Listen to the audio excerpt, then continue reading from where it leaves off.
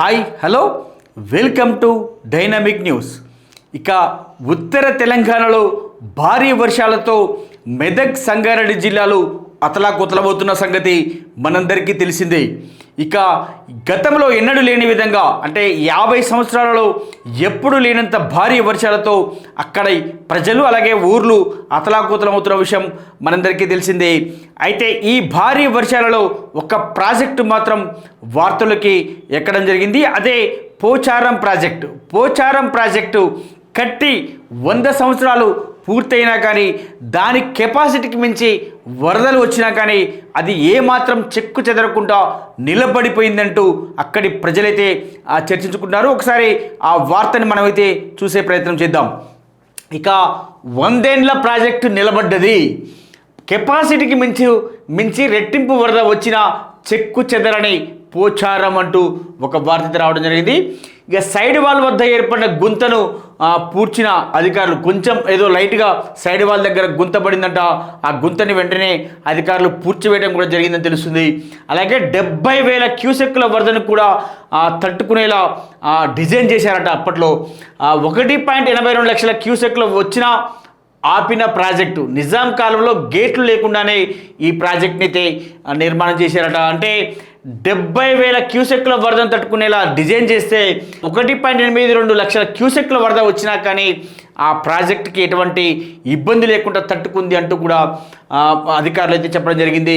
ముఖ్యంగా లక్షల కోట్లు ఖర్చు పెట్టి కట్టిన ప్రాజెక్టులు పట్టుమని 3 ఏళ్ళు కూడా ఉండట్లేవు, డిజైన్ చేసిన వరదనే తట్టుకుంటలేవు, వరద తాగుడికి పిల్లర్లే కృంగిపోతున్నాయి. కానీ 100 ఏళ్ల చరిత్ర ఉన్న ఒక్క ప్రాజెక్టు మాత్రం నిఠారుగా నిలబడింది. డిజైన్ చేసిన వరదకు రెండింతలు వచ్చిన చెక్కు చెదరలేదు. అదే తెలంగాణ ప్రాంతంలో నిర్మించిన తొలి ప్రాజెక్ట్ పోచారం.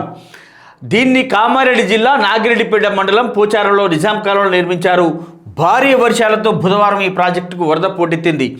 ఎగువ ప్రాంతాలైన గాంధారి, లింగంపేట, తాడ్వాయి మండలాల్లో ఎడతెరిపి లేకుండా కురుస్తున్న వానలకు లింగంపేట పెద్దవాగు, తాడ్వాయి మండలంలోని భీమేశ్వరవాగు ద్వారా పెద్ద ఎత్తున వరద వచ్చింది. అయినా కానీ ప్రాజెక్ట్ స్పిల్వేతో పాటు పైనుంచి కూడా వరద ఉప్పొంగింది. ప్రాజెక్టు పైనుంచి 3-4 అడుగుల ఎత్తులో వరద ప్రవహించడంతో సైడ్ వాల్ పొంటి పెద్ద గుంత పడింది. దీంతో ప్రాజెక్టు కొట్టుకుపోతుందేమని ప్రజలు, అధికారులు ఆందోళనకు గురయ్యారు. ప్రాజెక్టు కింద ఉన్న ప్రజలను అధికారులు సురక్షిత ప్రాంతాలకు తరలించారు. కానీ పోచారం ప్రాజెక్టు అంతా వరదను తట్టుకొని నిలబడింది. దాన్ని గురువారం ఏరియల్ సర్వే ద్వారా సీఎం రేవంత్ రెడ్డి, ఇరిగేషన్ శాఖ మంత్రి ఉత్తమ్ కుమార్ రెడ్డి పరిశీలించారు. కాగా ప్రాజెక్టు సైడ్ వాల్ వద్ద ఏర్పడిన గుంతను గురువారం జేసీబీల సహాయంతో అధికారులు పూడ్చివేసినట్టుగా కూడా మనకైతే తెలుస్తుంది. ఇక మంజీరా నదికి ఉపనది అయిన ఆలేరు, మంచిప్ప వాగుపై పోచారం ప్రాజెక్టు నిర్మించారు. దీనికి 1917లో నిజాం రాజు శంకుస్థాపన చేయగా 1922లో నాటికి పనులు పూర్తి చేశారు. గేట్ లేకుండా ఓపెన్గా ఈ ప్రాజెక్టు నిర్మించడం మరో విశేషం. వాస్తవానికి ఈ ప్రాజెక్టు 72,000 గరిష్ట వరదను సామర్థ్యంతో నిర్మించారు.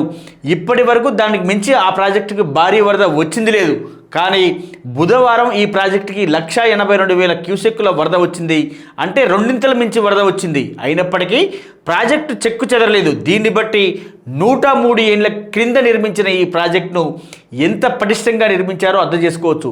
అప్పట్లో 27.11 లక్షల ఖర్చుతో 1.7 కిలోమీటర్ల పొడవు, 21 అడుగుల ఎత్తులో ఈ ప్రాజెక్టును నిర్మించడం జరిగింది.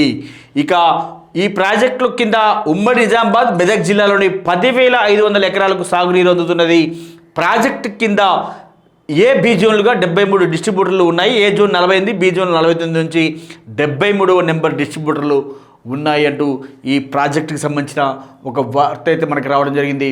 అంటే 103 సంవత్సరాల చరిత్ర కలిగిన ప్రాజెక్టు, అంటే దాన్ని డిజైన్ అయితే ముఖ్యంగా 70,000 క్యూసెక్కులకి మాత్రమే డిజైన్ చేసిన ప్రాజెక్టు. కానీ ఆ ప్రాజెక్టు కట్టిన దగ్గర నుంచి ఇప్పుడు వచ్చినంత వరద అయితే ఎప్పుడు రాలేదంట.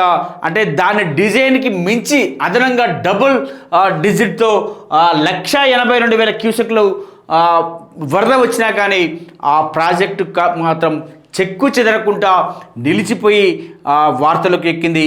ముఖ్యంగా ఆ ప్రాజెక్టు కింద ఉన్న ఊర్లన్నింటినీ కూడా అధికారులు అయితే ముందుగానే ఖాళీ చేయించడం జరిగింది. అంటే ఒకవేళ ప్రాజెక్ట్ ఏమైనా కూలిపోతే ఇబ్బంది పడాల్సి వస్తుందని చెప్పేసి అధికారులు అప్రమత్తమై దాని కింద ఉన్న ఊర్లన్నింటిని కూడా ఖాళీ చేపించడం జరిగింది. కానీ ఆ ప్రాజెక్టు నిజాం కాలంలో కట్టిన ప్రాజెక్టు ఎటువంటి ఇబ్బంది లేకుండా చెక్కు చెదరకుండా నిలిచిపోవడం మాత్రం అందరూ చర్చించుకున్నట్టుగా మనకైతే తెలుస్తుంది. దీనిపై సీఎం రేవంత్ రెడ్డి కూడా నిన్న ఏరియల్ సర్వే చేయడం జరిగింది. ముఖ్యంగా హెలికాప్టర్ ద్వారా సర్వే చేసి ప్రాజెక్ట్ని అంతా కూడా పరిశీలించి రావడం జరిగింది. ఆయన మాట్లాడుతూ ముఖ్యంగా 1,00,000 కోట్ల రూపాయలతో కాళేశ్వరం కడితే ముచ్చటగా 3 సంవత్సరాలు కూడా లేదు. ఎప్పుడో నిజాం కాలం నాడు 103 ఏళ్ల క్రితం కట్టిన ఈ ప్రాజెక్టు ఎంత గట్టిగా ఉందో చూడండి అంటూ ఆయన ప్రజలకు కూడా చెప్పినట్టుగా కూడా మనకైతే తెలుస్తుంది. ఇది పోచారం ప్రాజెక్టుకు సంబంధించిన ముఖ్య వార్త. చూస్తూనే ఉండండి మన డైనామిక్ న్యూస్ని లైక్ చేయండి, షేర్ చేయండి, సబ్స్క్రైబ్ చేసుకోండి. ధన్యవాదాలు.